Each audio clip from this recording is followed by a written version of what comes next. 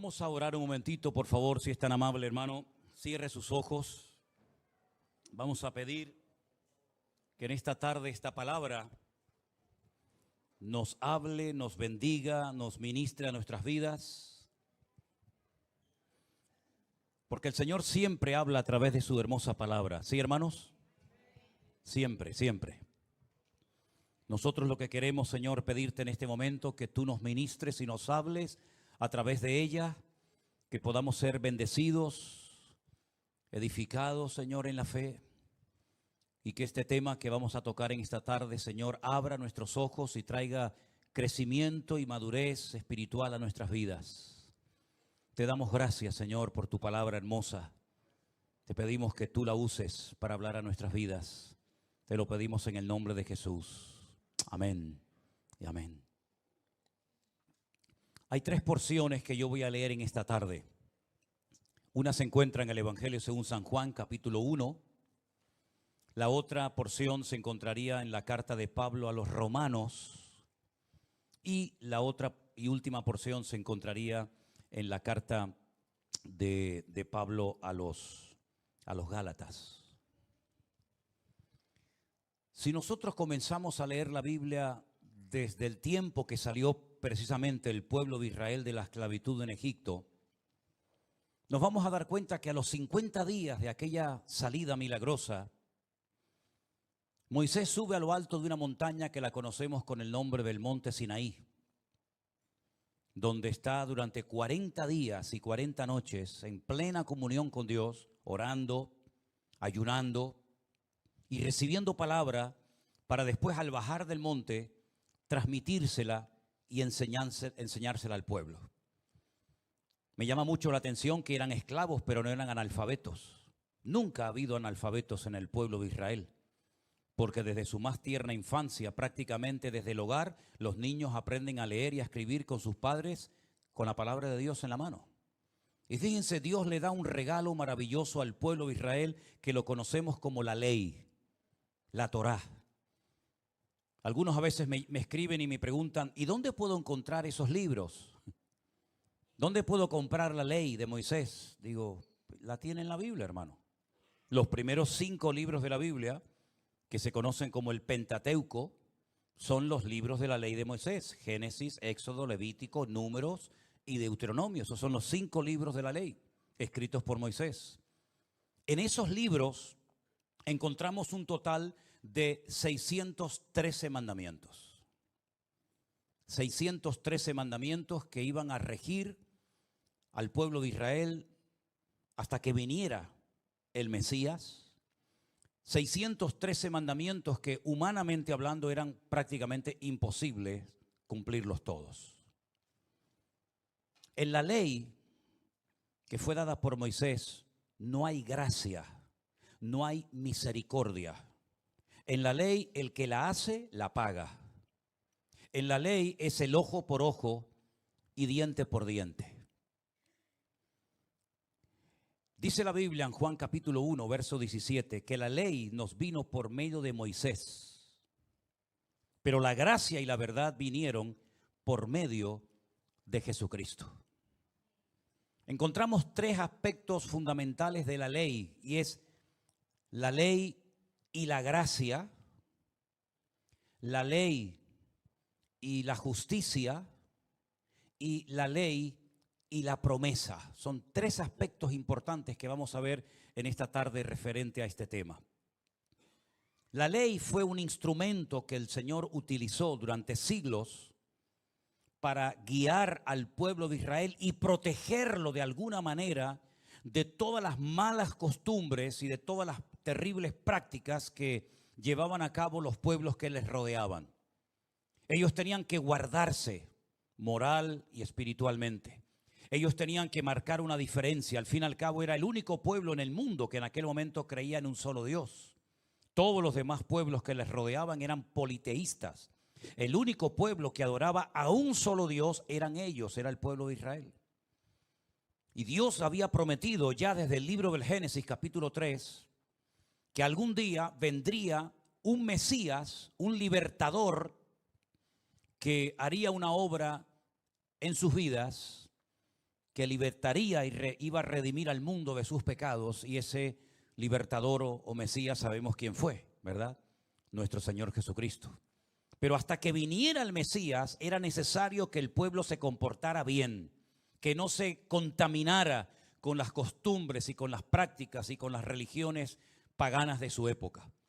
Por eso ellos tenían fiestas diferentes, costumbres diferentes, un régimen de comidas completamente diferentes. Ellos vestían de una forma diferente, ellos tenían leyes completamente diferentes, porque ellos tenían que marcar una diferencia. Y para eso sirvió la ley, para que ellos interiorizaran que eran un pueblo escogido, un pueblo diferente a los demás pueblos. Y la ley fue el instrumento que Dios iba a utilizar para proteger de alguna manera a ese pueblo hasta que viniera el Mesías. Pero la ley además también sirvió para que todo el mundo de Israel supiera que todos eran pecadores.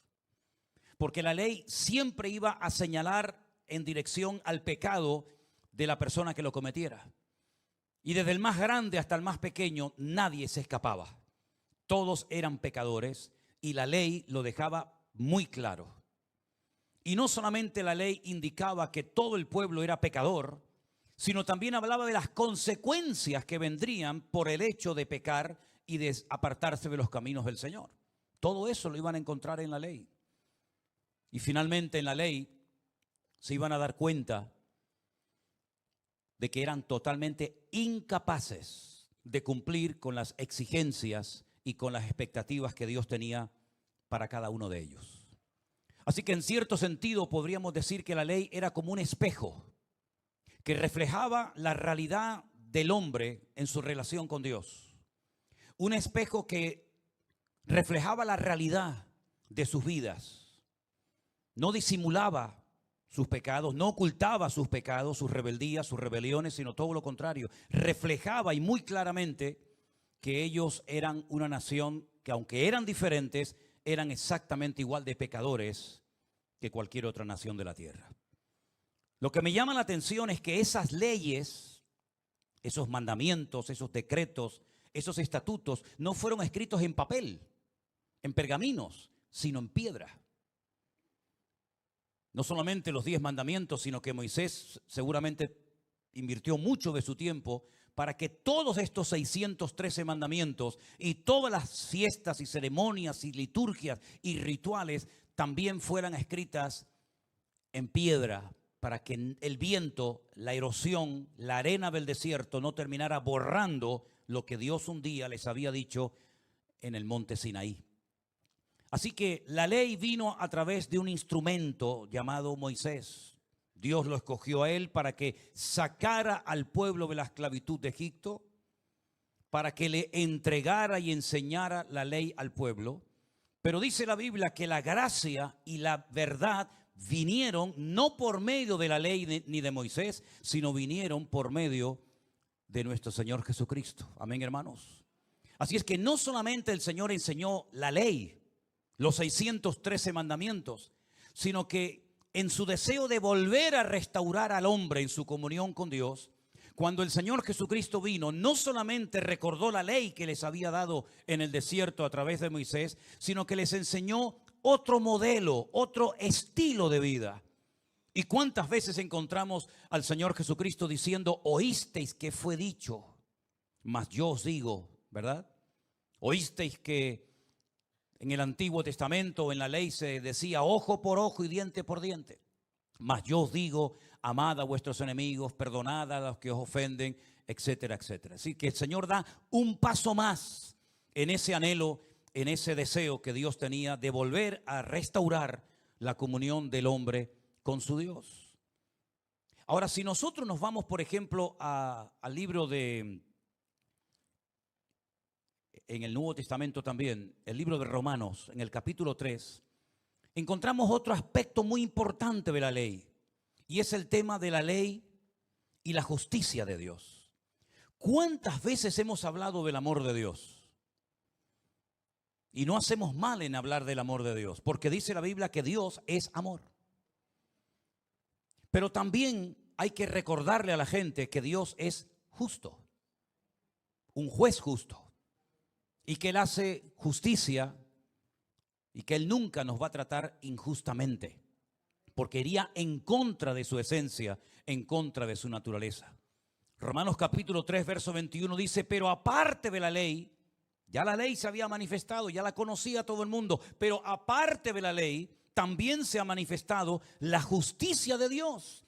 Y esa justicia de Dios que se manifestaría en un momento, de ella se habló en la ley y también por los profetas. Justicia de Dios por medio de la fe en Jesucristo para todos los que creen en Él, porque no hay diferencia. Por cuanto todos pecaron y todos están destituidos de la gloria de Dios, también ellos, siendo justificados gratuitamente por su gracia mediante la redención que es en Cristo Jesús, a quien Dios puso como propiciación o como sustituto, ¿verdad?, por medio de la fe en su sangre, para manifestar su justicia a causa de haber pasado por alto en su paciencia los pecados pasados. Así que encontramos que la ley decía que el que pecaba tendría que morir. ¿Pero quién? ¿El pecador? Entonces todos morirían. ¿Se acuerdan ustedes cuando unas personas rodearon al Señor Jesucristo, grandes conocedores de la ley, y le dijeron, esta mujer la hemos sorprendido en el mismo acto de adulterio? Y según nuestra ley, dice que a tales personas tenemos que eliminarlas, tienen que morir. Y el Señor dijo, sí, es verdad, la paga del pecado es la muerte. Pero para poder ejecutar a esta persona que ustedes dicen que la han sorprendido en pleno pecado, ustedes tienen que estar limpios, porque si no son exactamente igual de pecadores que ella. Así que el que se sienta libre de pecado, coja la piedra y se la lanza. Y la palabra de Dios dice que nadie se atrevió a levantar ni una sola piedra contra ella, porque todos se sintieron pecadores, todos se sintieron aludidos y todos sabían perfectamente que no eran dignos, no estaban capacitados para ejecutar justicia contra una persona que efectivamente merecía la muerte, según la ley. Porque como dije hace un instante, en la ley no hay misericordia. En la ley el que la hace la paga. La ley no hay gracia, no hay misericordia. La ley dice esto y esto es lo que hay, ni más ni menos. Así que según la ley, efectivamente, este pecado, como el de ustedes y como el de todos, merece la muerte. Pero para poder cumplir con la justicia de la ley, uno tiene que estar limpio de pecado. ¿Y quién está limpio de pecado? Si todos hemos pecado y todos nos hemos apartado como ovejas, cada cual se apartó por su camino, hermanos. Así que dieron media vuelta y se marcharon. Así es que Dios en Cristo manifestó su justicia. ¿Cómo la manifestó? De una forma espectacular. Así como el pecador tenía que llevar sacrificios de animales según la ley para que esos animales murieran en lugar del pecador, en vez del pecador morir en lugar del animal, el Señor Jesucristo lo que hace es que ocupa nuestro lugar y echa sobre sus hombros tu pecado y mi pecado, para que tú no tengas que morir, sino que Él ocupó tu lugar y Dios sobre Él derrama su justa justicia, porque la paga del pecado es la muerte. Y Él, que era inocente y justo y santo y limpio de toda maldad y de todo pecado, Él se autoinculpa del pecado de toda la humanidad. Y entonces, como Él decide hacerse pecado por amor a nosotros, no le quedó más remedio al Padre que ejecutarlo en una justa justicia en la cruz del Calvario. Así que esa justicia de Dios se manifiesta en la persona de Jesucristo. ¿Cuál es la diferencia entonces, podríamos decir, entre la ley y la gracia? Que en la ley la oveja moría por el pastor. En la gracia el pastor muere por la oveja. ¿Cuántos dicen amén? En la ley había una serie de prohibiciones y el que las quebrantara moría. Pero en la gracia Dios concede favores y concede beneficios a los que creen en Él. La ley exigía la muerte del pecador. En la gracia, la vida del Cordero, la vida de Cristo, se aplica a nosotros. En la ley no hay misericordia, en la ley no hay gracia. En la gracia de Dios, en el Evangelio de Jesucristo, la misericordia de Dios se manifiesta porque ya la deuda ha sido cancelada por alguien que la pagó en mi lugar, y ese alguien sabemos que fue nuestro Señor Jesucristo. Amén, hermanos. Ahora bien, en Gálatas hay un aspecto aún más profundo del tema de la ley. En Gálatas se nos dice que antes de que Dios le diera al pueblo de Israel por medio de Moisés la ley, había dado una promesa a un personaje llamado Abraham. Volvamos a leer en Gálatas capítulo 3 a partir del verso 10, donde la palabra de Dios dice: porque todos los que dependen de las obras de la ley están bajo maldición. ¿Por qué? Porque la ley decía: maldito todo aquel que no permaneciere en todas las cosas escritas en el libro de la ley para hacerlas. Es decir, había una ley, valga la redundancia, en la ley que decía que cuando una persona no se mantenía en la obediencia de los 613 mandamientos de la ley de Moisés, esa persona contraía una maldición. Esa persona estaba bajo maldición. Pero claro, si nadie podía cumplir con la ley, ¿quiere decir que todos estaban bajo maldición? Efectivamente, todos estaban bajo maldición, porque nadie podía cumplir los 613 mandamientos. Era tan exigente la ley de Dios, porque la ley de Dios refleja la esencia, refleja la naturaleza, la santidad de Dios. ¿Y quién puede vivir siendo humano como Dios? Esa fue la gran mentira que Satanás intentó meterle en la cabeza a Adán y a Eva cuando le dijo: no van a morir, sino que lo que ocurre es que Dios no quiere que hayan otros dioses que le hagan la competencia y lo desplacen a Él. El día que ustedes coman de ese fruto prohibido, ustedes van a pasar de humanos a divinos. En vez de ser humanos, van a ser dioses. Y como Dios no quiere que nadie le haga la competencia, pone esta prohibición, pero en el fondo lo que tiene es miedo de que Él sea desplazado de su lugar. Es increíble ver cómo Adán y Eva creyeron la gran mentira que Satanás les estaba vendiendo y la compraron. Y cuando ellos prueban de aquel fruto prohibido, sea cual sea, la Biblia dice que se llevaron una tremenda desilusión porque siguieron siendo humanos, y ahora peor que antes, porque ahora eran incluso humanos condenados a la muerte. Y por lo menos antes eran humanos, pero no iban a morir. Ahora eres humano y encima ahora vas a morir, te vas a enfermar, te vas a debilitar, ya los animales se van a volver en tu contra, ya la tierra no dará con la fuerza con la que había dado, etcétera, etcétera. Por lo tanto, en el Antiguo Testamento, todos los que querían estar bajo la ley estaban bajo maldición, porque nadie podía cumplir con las tremendas exigencias de la ley. Dice: por las obras de la ley nadie se va a justificar delante de Dios, dice Pablo. Es evidente, porque hay un versículo que dice que el justo, por la fe, no por la ley, sino por la fe, vivirá. Y la ley no es de fe. El que hiciere estas cosas vivirá por ellas. Pero Cristo, gloria a Dios por este versículo, hermanos, Cristo nos redimió de la maldición de la ley, porque Él se hace maldición, porque escrito está: maldito todo aquel que es colgado en un madero. Es decir, fijaros qué sabiduría de Dios tremenda. Todo el que infringía la ley de Moisés era maldito. Pero también la ley decía que cuando una persona era muerta en un madero, en un pedazo de madera o en una cruz, ponga usted el término que quiera, también quedaba maldito. Entonces lo que Cristo hace es que Él decide que lo maten clavado en una cruz. No de una lanza, no decapitado, no ahogado en el mar de Galilea, sino en una cruz, en un madero, para que de esa manera Él también quede bajo maldición.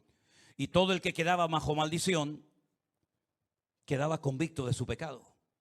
Entonces lo que Cristo hace libre y voluntariamente es convertirse en un pecador voluntario, ocupando tu lugar y el mío, para que así no tengan que morir todos por uno, sino que uno muera por todos. Y ya no sean animales inocentes los que tengan que morir por los hombres, sino ahora es el hombre, ese uno, ese Mesías, el que muere por todos los pecadores, y de esa manera cancelar la deuda y pagar el precio de nuestra redención y de nuestra libertad. ¿Cuántos dicen amén? Por eso el que vive bajo la ley no es libre, porque la ley produce religiosidad, fariseísmo. La ley incluso hasta motiva, sin querer, el orgullo, porque cuando eres capaz de cumplir con un montón de cosas, puede ser que presumas y digas, yo he cumplido con esto. De hecho, hay una historia en la Biblia de un hombre que sube al templo a orar y en vez de alabar a Dios, en vez de glorificar al Señor, en vez de darle gracias al Señor por todo lo que el Señor ha hecho por él, lo que hace es todo lo contrario. Él comienza a presumir de lo que él ha hecho para Dios. He ayunado, he diezmado, he hecho esto, he hecho lo otro. Y en vez de reconocerse indigno e incapaz, lo que hace es que presume de que ha cumplido con una serie de cosas de la ley. Y dice la Biblia que bajó a su casa sin ser justificado por el Señor. Porque todo el que se exalta será humillado y el que se humilla será enaltecido. También aquel joven, cuando el Señor le dice, bueno, me estás preguntando qué te hace falta para heredar la vida eterna, cumple con todos los mandamientos. El Señor sabía que los había cumplido, pero quería arrinconarlo, quería confrontarlo con su cruda realidad. Eres una persona religiosa, has cumplido con toda la ley, o tú crees que has cumplido con toda la ley, pero te voy a poner a prueba, a ver si tu religiosidad te permite vivir por fe. Porque si eres tan religioso y has guardado todos los mandamientos desde tu más tierna infancia y te conoces la ley de Moisés de memoria, no vas a tener ningún problema en vender todo lo que tienes, darle todo tu patrimonio a los pobres y comenzar a poner en práctica el texto clave de la Biblia que dice: el justo por la fe vivirá. No te tiene que costar a ti ser un hombre de fe, porque tú sabes el Dios que tú adoras. Y dice la Biblia que se fue muy triste, porque su religiosidad, su orgullo religioso le impedía vivir por fe en la libertad gloriosa de los hijos de Dios, que ya no dependen de nada ni de nadie, porque esa es la verdadera libertad. La verdadera libertad es cuando tú te puedes levantar por la mañana y no dependes de nada ni de nadie para ser feliz. ¿Crees que es feliz el alcohólico que se levanta por la mañana y en lo primero que piensa es en cómo consigo dinero para emborracharme hoy? ¿O el drogadicto que se levanta a ver cómo consigo las dosis necesarias para poder paliar mi necesidad? Son auténticos esclavos. Pero la persona cuando se levanta por la mañana y puede decir: gloria a Dios, no necesito de nada ni de nadie para tener paz en mi corazón, esa persona es verdaderamente libre. Y Cristo lo que quería era traer libertad a ese corazón que era un esclavo de su religiosidad, porque lo que estaba haciendo es que estaba engordando, estaba potenciando su ego. Él se creía religioso, se creía digno y presumía delante de los demás: todo esto lo he guardado desde mi juventud, como diciendo, a mí no me hace falta de nada. Entonces, ¿para qué vienes a mí? ¿Por qué notas que hay una insatisfacción en tu vida? ¿Por qué has cumplido según tú con toda la ley y tienes que venir a mí, un carpintero de Galilea, que me cierran las puertas de muchas sinagogas porque no quieren saber nada de mí? ¿Por qué me vienes a mí a hacer una pregunta y me dices qué te hace falta para heredar la vida eterna? Porque sabes en lo más profundo de tu corazón que tu religiosidad y la ley no traen libertad, sino traen insatisfacción al alma. Así que si quieres ser libre, yo te voy a enseñar cómo ser libre. Vende todo lo que tienes y empieza de cero y sígueme y aprende a vivir según mi modelo de vida y no según la ley de Moisés. Y no fue capaz, porque el religioso es un esclavo de sus tradiciones, de sus costumbres, de sus rezos, etcétera, etcétera. Porque la gracia de Dios es lo único que puede traer libertad al corazón del ser humano. El religioso puede caer en el orgullo. El que vive bajo la gracia, si la entiende bien, no le va a dar nunca lugar al orgullo en su vida. ¿Por qué? Porque sabe que en la ley todo depende de lo que yo haga. En la gracia todo depende de lo que Él ha hecho por mí. Yo no tengo méritos. En la ley sí tengo méritos. He ayunado, he diezmado, he ofrendado, he hecho esto. Entonces yo tengo un mérito. Yo puedo llegar a presumir y a sentirme superior a los demás y a menospreciar a los demás porque mi ego se ha entronizado. Mi ego es el que controla mi vida. Yo soy el que digo a qué hora me tengo que levantar a orar. Yo soy el que digo cuánto tiempo puedo estar en ayuno. Yo soy el que digo si oro de pie, sentado, caminado, sentado o de rodillas. En otras palabras, yo soy el que pongo las normas. Y todo eso lo que hace es que potencia tu ego. Pero en la gracia es el ay de mí, Señor. En la gracia es ¿qué puedo hacer, Señor, para salvarme? En la gracia es ya no vivo yo. mas vive Cristo en mí. En la gracia es, Señor, sálvame que perezco. Toda la ley que sé, todos los mandamientos que he aprendido, no me van a salvar de nada, sino que me voy a hundir en las aguas de este mundo.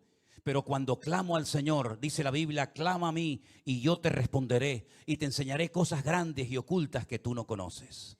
Pedro se podía haber hundido y se podía haber ahogado sabiendo toda la Biblia de memoria. Y si él clamaba a Moisés para que lo sacara de las aguas tempestuosas del mar de Galilea, no serviría de nada. Si él clamaba y comenzaba a decir los 613 mandamientos de memoria, que probablemente muchos se lo sabía. Si él comenzaba a decir cuántos diezmos y ayunos hizo. Si él comenzaba a decir cuántas veces dio las primicias. Si él comenzaba a decir todas las veces que había subido a Jerusalén para celebrar la fiesta de Shavuot, la de Pesach, etcétera, etcétera, se iba a morir ahogado en el mar de Galilea. Porque el peso de la religión lo que iba a hacer es que lo iba a hundir como si se hubiera puesto una piedra de molino al cuello. Pero cuando él reconoce su impotencia, su incapacidad, y clamó al Señor, inmediatamente el Señor dice que asió de él y lo sacó y le dijo: Pedro, ¿por qué dudaste? ¿Por qué dudaste? Porque en la gracia no es lo que hacemos, en la gracia es lo que creemos. Es la dependencia constantemente de nuestro Dios. Así que en este primer domingo del año tú tienes la oportunidad de decidir bajo qué modelo vas a vivir tu cristianismo, tu comunión, tu relación con el Señor. En el hacer, en el esfuerzo propio y personal, o en el de ya no vivo yo, mas vive Cristo en mí. Hoy tú tienes la capacidad y tienes que tomar la decisión. ¿Qué tipo de relación tú vas a desarrollar con el Señor? Si vas a ir acumulando tesoros y glorias personales y en un momento determinado ponerlas encima de una mesa como diciendo, pues ya no hago esto, no hago lo otro, no hago esto, hice lo otro. O vas a decir, Señor, de nada sirve lo que yo haga.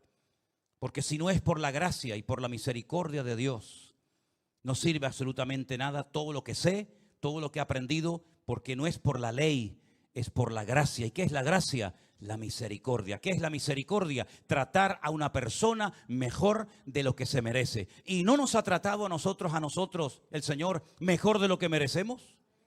¿Quién puede decir, a mí el Señor no me ha tratado como yo me merecía? Bueno, si el Señor nos hubiera tratado a nosotros como nos merecíamos, probablemente ninguno de nosotros estaría muerto, estaría vivo, todos estaríamos muertos. Pero Él ha aplicado su misericordia en nosotros de tal manera que hoy nos permite alabarle.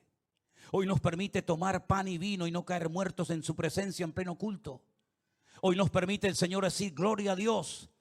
Hoy nos permite el Señor decir soy un hijo de Dios. Tengo mi nombre escrito en el libro de la vida y no caer muerto ni fulminado al instante. Porque el Señor ya no escribe su ley en piedras.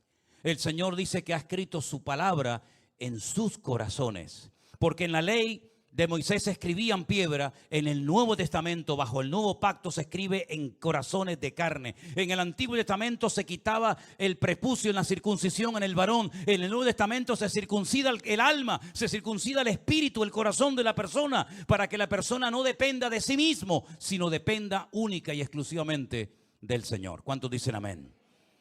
Dice la Biblia, versículo 14, para que Cristo Jesús, la bendición de Abraham, alcanzase a los gentiles, a fin de que por la fe recibiésemos la promesa del Espíritu. En la ley de Moisés, en el Antiguo Testamento, Pablo dice que había una ley interna que no se veía. Claro, la ley de Moisés te la podían enseñar, mira, aquí está.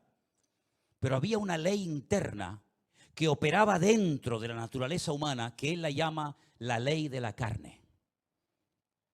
Y dice que aunque tú quisieras esforzarte y aunque tú quisieras agradar a Dios, nunca ibas a poder hacerlo. Porque la ley de la carne estaba dentro de tus miembros y es como la ley de la gravedad. La ley de la gravedad, creas o no en ella, existe. La ley de la gravedad hace que estemos ahora mismo sentados y no salgamos volando y salgamos de este culto, de este templo, de esta iglesia, volando, porque es algo que nos atrae constantemente, nos tira hacia abajo. Y esa es la ley de la carne, una ley que nos tira hacia abajo, Una ley que quieres agradar a Dios, pero siempre hay algo que haces mal. Una ley que te impide agradar a Dios según las exigencias y las expectativas de Dios. Pero dice Pablo, pero hay otra ley que si quieres es mucho más poderosa que la ley de la carne, que es como la de la gravedad, que atrae hacia abajo. Es la ley del espíritu de vida. Y es una ley que dice que cuando el espíritu de aquel que murió y resucitó al tercer día, cuando el espíritu que estaba en él entra dentro de ti, ese espíritu te eleva y ese espíritu te levanta y te permite vivir en victoria todos los días de tu vida. En una libertad, no en un libertinaje, sino en una libertad que te permite superar esa ley terrible que es la ley de la gravedad. Es como, por ejemplo, cuando nos montamos en un avión. ¿Qué es lo que hace que un avión se levante? Un avión, cuando lo ves desde afuera, tú dices, ¿cómo es posible que este avión tan inmenso que pesa toneladas, con cientos de maletas dentro, con cientos de personas dentro, cómo es posible que se levante? Si hay una ley de la gravedad que atrae los cuerpos hacia la tierra, y esa ley existe, pero es que hay otra ley, y es que cuando el avión comienza a coger velocidad por la pista y está siendo atraído por la ley de la gravedad, en cuanto levanta el morro, en cuanto levanta la parte de delante del avión y abre las alas, lo que hace es otra ley, lo levanta del suelo, y los motores lo que hacen es que lo impulsan hacia adelante. Ha negado, se ha quebrantado la ley de la gravedad. No, sigue existiendo.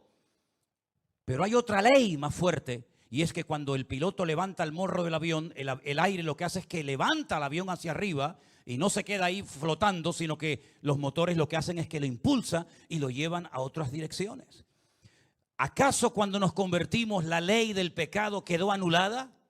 No, sigue estando ahí. La carne será carne toda la vida. Por eso Pablo dijo en Romanos 8, los que son de la carne, ¿en qué piensan? En las cosas de la carne.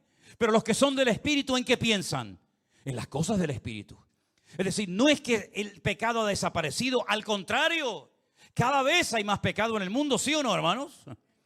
La maldad va a ser multiplicada. Entonces, si la maldad se va a multiplicar y no va a menguar, ¿cómo vamos a poder vivir nosotros en victoria? Si ya nos cuesta vivir en victoria con la maldad que hay, si encima tú me dices que se va a multiplicar, entonces cada vez se va a hacer más difícil.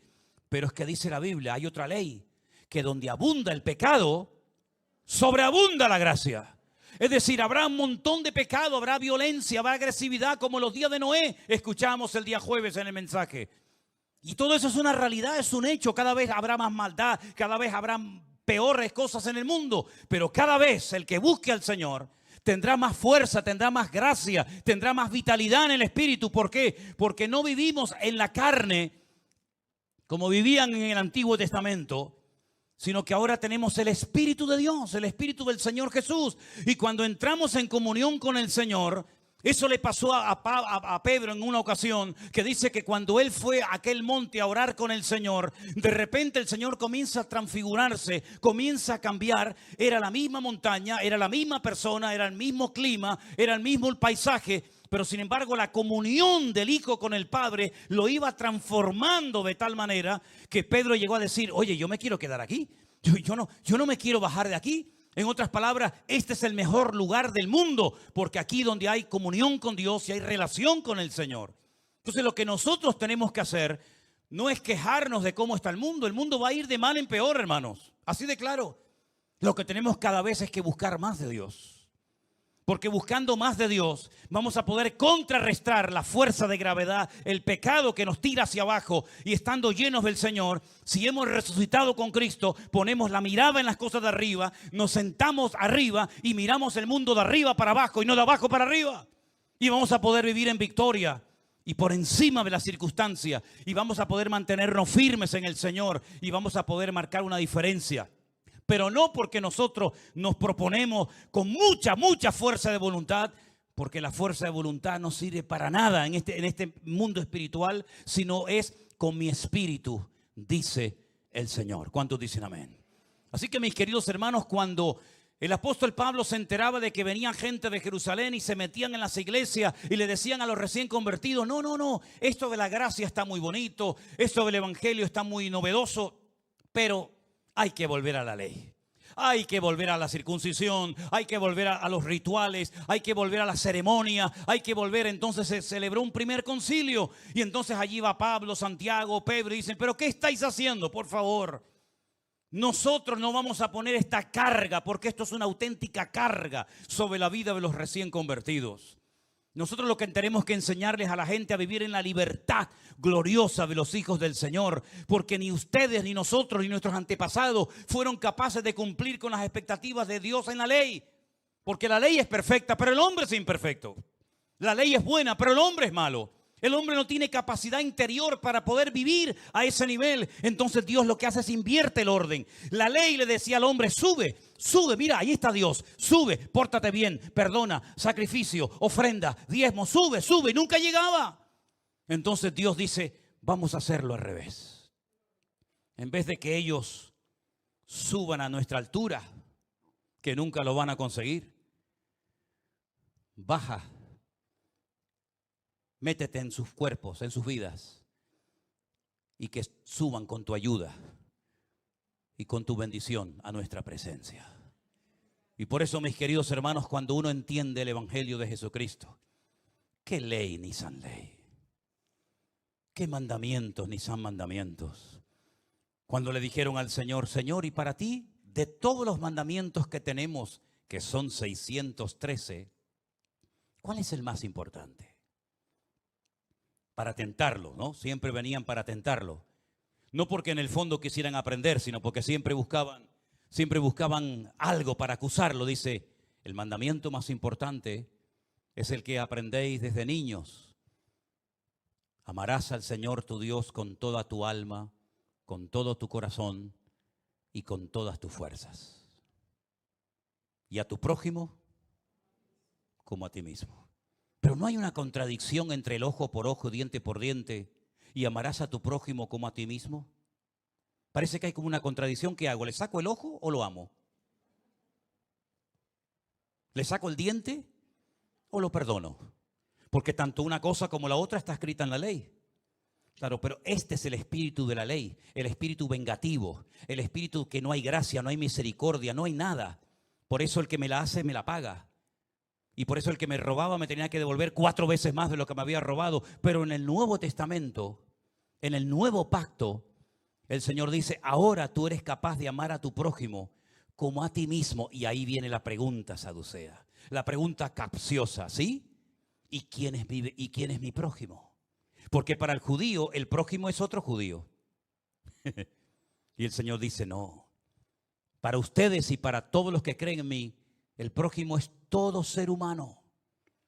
Jonás no fue capaz de entender eso. Él estaba en el ojo por ojo, diente por diente. Eso de ir a Nínive a predicarles para que se arrepientan y para que se conviertan. Eso no entraba dentro de sus expectativas ministeriales. Él como profeta no podía permitir que un inconverso, que un pagano, que alguien que había hecho tanto daño a Dios y al prójimo pudiera ser perdonado y ser tratado delante de Dios como yo. Por lo tanto, prefiero morirme ahogado en el mar Mediterráneo que antes ir a Nínive a que se arrepientan. Y lo mismo le pasó a Pedro cuando el Señor le dice, no llames inmundo lo que yo he limpiado. Es decir, ya estamos en una etapa nueva. El que sigue en la ley está bajo la ley, bajo la presión de la venganza, del ojo por ojo y diente por diente. Pero ahora nosotros en Cristo somos nuevas criaturas. Y por eso dice, mía es la venganza, yo pagaré, dice el Señor. No somos nosotros los que tenemos ahora que buscarnos el mejor abogado, presentar denuncias a todo el mundo para ganar el juicio y demostrar que yo era el que tenía la razón y los demás estén equivocados, sino que ahora yo ya no estoy bajo el fiscal del Antiguo Testamento, sino bajo el abogado del Nuevo Testamento. ¿Usted quiere vivir bajo el fiscal de la ley? Ahí la tiene. Pero usted quiere tener al mejor abogado del mundo que no pierda ningún caso y que nunca permitirá que sus hijos pasen por cuestiones que él no ha permitido. Póngase bajo la cobertura del Señor Jesucristo, el mejor abogado del mundo. ¿Cuántos dicen amén? Entonces el Señor le da al pueblo de Israel a través de Moisés la ley. viene y aplica la justicia de esa ley a través de Cristo. Pero ahora hay un paréntesis y el Señor Jesucristo le dice a los judíos: vosotros sois de vuestro padre el diablo. ¿Cómo que nuestro padre el diablo? Nosotros nunca nos hemos considerado hijos del diablo ni hijos de fornicación. Nosotros somos hijos de Abraham. Y el Señor le dice: ¿ustedes son hijos de Abraham? ¿Sí? Si ustedes fueran hijos de Abraham realmente, ustedes se gozarían al verme a mí. Porque Abraham vio mis días y se gozó. Y le dicen: ¿Abraham te vio a ti? ¿Abraham te conoció a ti? ¿Abraham habló contigo si no tienes ni 40 años? Pero no entendían, porque la ley te ciega. La ley te impide ver más allá de la letra. Por eso dice que la letra en sí mismo mata, pero el espíritu da vida. No podían entender que al Mesías que tenían delante de sus narices era un ser eterno, humanado, encarnado, ¿verdad? Y por eso el Señor Jesucristo habla de Abraham y le dice: él vio mis días y se gozó. ¿Cómo vio los días del Señor Jesucristo a Abraham? Cuando el Señor Jesucristo le dijo: en ti serán benditas todas las naciones de la tierra. Y hablaba de una restauración, hablaba de un redentor en el futuro. Y después vino la ley, pero la promesa fue antes de la ley. No se olviden de esto, es muy importante. Primero fue la promesa a Abraham, y después vino la ley, y después vino el Mesías. Y cuando viene el Mesías, dice: no se olviden que antes de la ley había un hombre que yo lo llamaba mi amigo.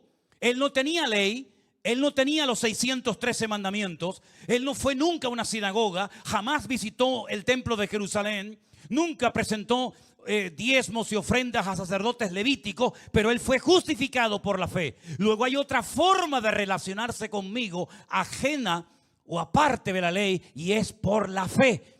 Y es que ustedes, con tantos mandamientos y preceptos y tradiciones y costumbres, habéis anulado la fe y quieren vivir bajo el espíritu de la letra, y os estáis matando y os estáis haciendo un daño terrible. Pero mi amigo Abraham fue justificado por la fe. Y entonces, cuando aceptamos al Señor Jesucristo, nos damos cuenta de eso que Pablo dice: nosotros ya no estamos bajo la ley. Nosotros estamos bajo la gracia y la misericordia del Señor Jesucristo. Aquella promesa que el Señor le hizo a Abraham, yo soy el cumplimiento profético de esa promesa. Y los que creen en mí tienen vida eterna y no vendrán a condenación, mas ha pasado de muerte a vida. Así que hoy cada uno de nosotros tenemos que decidir cómo nos vamos a plantear nuestra comunión y nuestra relación con el Señor durante todo este año. A todos el Señor nos ha dado en principio el mismo regalo: 365 días. Las mismas semanas, los mismos días, los mismos meses, a todos exactamente igual. Pero cada uno de nosotros, como seres individuales, tenemos que tomar la decisión: ¿cómo voy a vivir mi relación con Dios? ¿Bajo la presión de la ley, normas y preceptos y cumplimientos, o en esa libertad gloriosa donde el Espíritu de Dios habla a mi corazón, me confirma a través de su palabra su verdad, y cuando me reúno con mis hermanos puedo compartir las virtudes de aquel que me llamó de las tinieblas a su luz admirable? ¿Cuántos dicen amén? Cierra tus ojos en esta noche, mi querido hermano y amigo. Recuerda esto: en la ley la oveja moría por el pastor, en la gracia el pastor muere por la oveja. Aleluya. Yo he venido a daros vida y vida en abundancia. En la ley se condenaba al pecador. En la gracia, a través de los méritos de Cristo, se justifica, se perdona al pecador. El ministerio del Antiguo Testamento era una sombra de lo que vendría en el nuevo pacto. Y Cristo es el cumplimiento de aquellas promesas dadas a los patriarcas en el Antiguo Testamento. Hermanos queridos, gócese en esta tarde de estar bajo este nuevo pacto, dándole toda la gloria y la honra a nuestro buen Dios. Aleluya. Bendito sea tu nombre, Dios. Gracias, Señor Jesús. Yo voy a pedir a los pastores que están aquí en esta tarde que suban aquí a la plataforma y juntos Vamos a alabar a nuestro Dios. Nos ponemos todos de pie, mis queridos hermanos. Gracias, Señor Jesús. Ellos estarán orando en este momento por todos y cada uno de nosotros, por nuestras familias, nuestros trabajos, nuestros hijos, para que podamos tener un año victorioso y bendecido. Cada uno de ellos va a estar pasando aquí para orar. Aleluya. Gracias, Jesús. Padre, te damos gracias. Gracias, Señor, gracias. Gracias, Señor, infinitas gracias por tu gracia redentora y salvadora. Gracias, Señor, porque tu palabra dice que estaba lleno de gracia y de verdad, Dios mío. Señor, y queremos poner nuestras vidas delante de ti, nuestras familias, nuestros familiares, nuestros seres queridos, aquellos, Señor, que no te conocen, que tengan un encuentro contigo, Dios mío. Que los ojos espirituales se abran a estas realidades, que las escamas se caigan y los oídos se destapen. Señor, ponemos en tus manos nuestras vidas, todo lo que tiene que ver con nosotros, nuestros hijos, nuestra familia. Señor, en el nombre de Jesús, los matrimonios, Señor, que se vea tu gloria, que se vea tu poder, Dios mío, ministrando y tocando, Señor. En el nombre de Jesús de Nazaret, Dios mío. En el nombre de Jesús de Nazaret, Señor, que tu mano esté extendida sobre nuestras vidas, sobre nosotros, Señor, sobre toda nuestra familia, Padre. Guárdanos en este año, Señor, y llévanos a niveles mayores en comunión contigo, porque la comunión íntima tuya es con los que te temen, Dios mío. En el nombre de Jesús, Dios mío, gracias te damos, Señor. Bendice nuestras vidas desde ahora y para siempre. En el nombre de Jesús. Amén y amén. Amado Padre Celestial, gracias por tu presencia en este lugar, Señor. Gracias por tu bendita palabra, Señor. Esa palabra, Señor, como dice tu palabra, que es la verdad, traerá libertad, Señor, a todo aquel que cree en ella, Señor. Padre, te pedimos y rogamos que este año, Señor, sea un año de bendición, un año donde tú vas a tocar tantos corazones de piedra, Señor, y lo harás sensible a tu voz, Dios mío santo, Señor. Aquellos familiares que llevamos tiempo, Señor, orando por ellos, Señor, este año veremos los frutos de esas oraciones, Dios mío santo. Glorifícate, toca, Señor, cada una de esas vidas, cada una de esas almas, Dios mío. Señor, tú te presentaste diciendo: yo soy el camino, yo soy la verdad, yo soy la vida. Gracias, Dios mío, Señor, porque te hemos conocido, Dios mío, Señor, y has cambiado nuestras vidas. Nos has hecho ser una nueva criatura, Señor, en ti. Y ahora todo es nuevo, Dios mío, Señor. Gracias porque siempre recibimos ese alimento y es tu palabra, Señor, que nos hace perseverar, Señor, y seguir adelante, Dios mío, hasta el fin. Porque el que persevera hasta el fin será salvo, Dios mío, Señor. Bendice a todas las familias aquí representadas, Dios mío, y que tu Santo Espíritu, Señor, esté llenando cada alma y cada vida, Dios mío, en este lugar, Dios mío. Y a ti te damos toda la gloria y toda la honra en el nombre de Jesús. Amén. Sí, gracias, mi Señor. Te reconocemos como Salvador, pero también como Señor. Tú eres el Señor de nuestras vidas y no hay absolutamente nada que se escape a tu control, Señor. Gracias, mi Dios, por habernos metido dentro de una familia tan hermosa, Señor. Gracias, Señor, porque hoy podemos decir que somos hijos del Rey de Reyes y Señor de los Señores. Y mi Dios, yo sé que tú tienes el control de todo lo que ocurre, Señor, pero queremos tu bendición sobre nuestras vidas. Mi Dios, declaramos este año como un año de victoria porque lo dice tu palabra.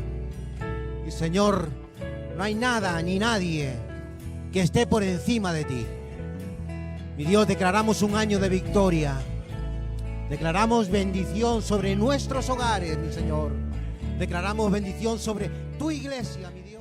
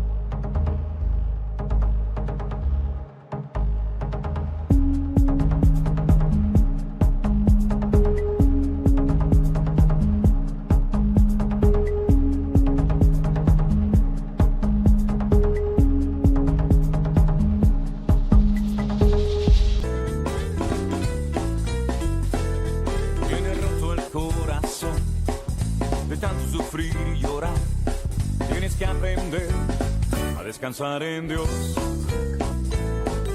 No importa lo que te dijeron, no importa lo que te hicieron, tienes que aprender a descansar en Dios.